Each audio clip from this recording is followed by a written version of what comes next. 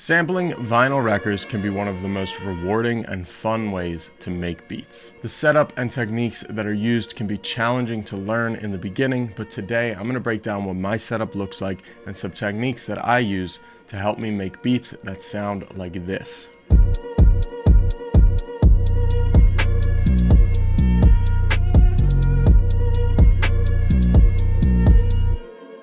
Let me run you through what my setup looks like to give you some ideas on what gear you should be picking up. First up is the record player. I have the AT-LP60X from Audio-Technica for a couple of reasons. Number one, it's extremely simple. You don't have to balance the record arm on this record player. It's just got 3 buttons, start, stop, and one that picks up and puts down the record arm, and this just makes it very easy to use. Some record players have weights on the arms to give you precise adjustments to the sound, but personally, I don't really care about that. I'm sampling records here. Audio fidelity is not really a concern of mine. I want all the crackles, pops, clicks, and dust that comes with a vinyl record. That's what I like in those samples. Plus, I'm likely gonna add some effects and chop the sample up, so by the time I'm done with it, it's not even gonna sound super clear anyway.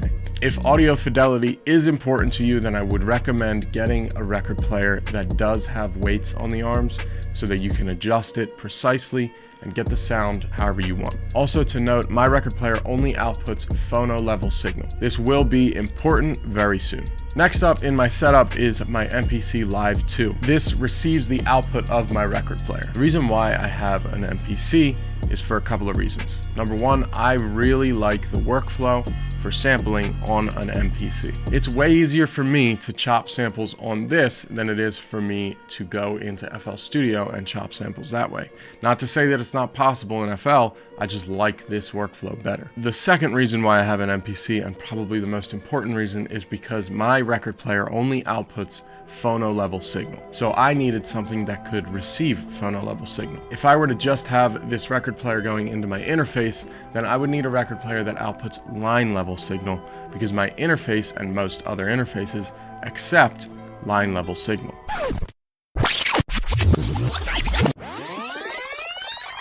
Speaking of the interface, I use the SSL12 because it has 4 inputs, so I'm able to always have my mic, my guitar, and my MPC plugged in at all times. I don't have to fiddle around with cables.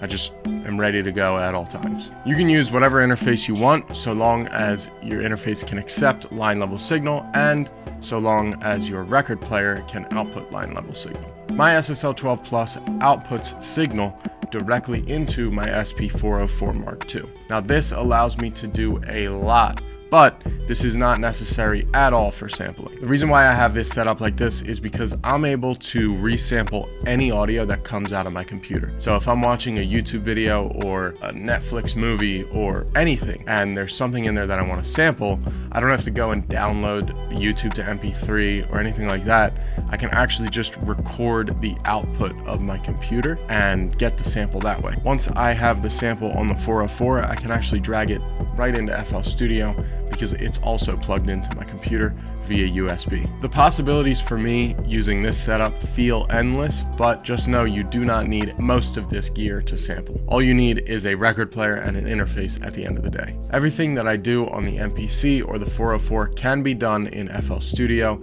It just might take a little bit longer, or the process might be a little bit different. As I mentioned, my workflow relies heavily on these 2 devices, but I'm going to show you what my workflow looks like and then give you some alternatives for you to use inside of FL Studio. First, you got to find the sample.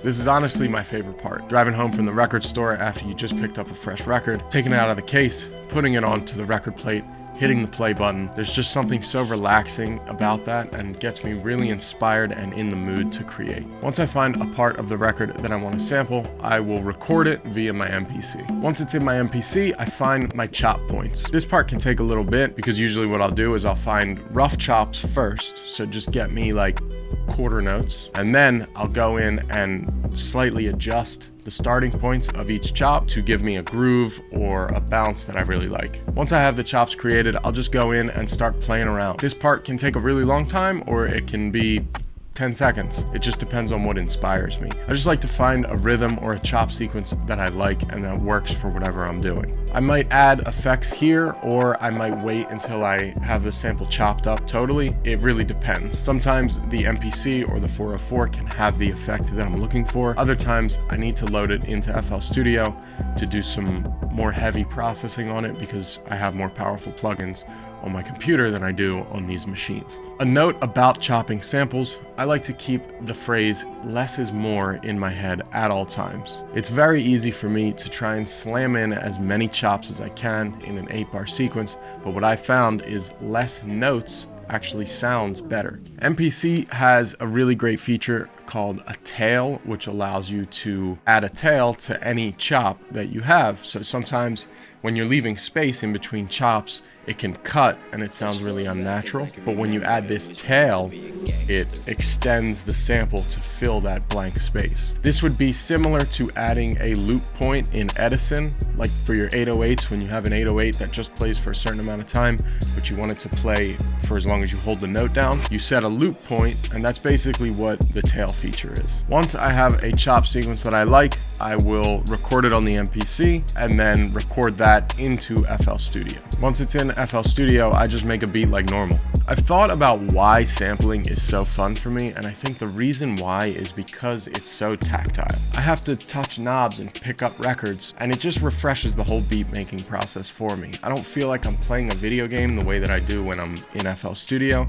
I actually feel like I'm making music when I'm sampling. There's just something very relaxing about the whole process for me. Also, chopping samples just inspires me way more than programming MIDI. When I find a chop sequence that I really like, I might add a few instruments on top of it, maybe some textures, but for the most part, that's like the main melody of my beat. And on top of that, it sounds really full and complete, even though it's just one element of the beat. Sometimes when I make beats and I'm using MIDI, I feel like my beats can maybe sound a little empty or thin, but when I use samples, I really don't get that feeling. And that's really it. Sampling can be very fun and relaxing if that's a process you're looking to get into. There are some gear requirements, but once you get into it, it really is pretty easy and very intuitive. If you're looking for a place to find samples, I drop a free monthly sample pack called Crate Dig that has 15 to 20 samples ripped straight off of vinyl records. I didn't make these samples, that's why I drop it for free, because it's not royalty free, but it just gives you a selection of samples for you to chop and screw however you want. There's a link in the description to download the most recent pack. Thank you so much for watching. If you liked the video, leave a like, drop a comment, and hit that subscribe button to stay up to date for future uploads. If you're interested, there's a link in the description to my beat store, sound packs, and mixing services. Check out one of these other videos that YouTube recommends, and I'll see you next time.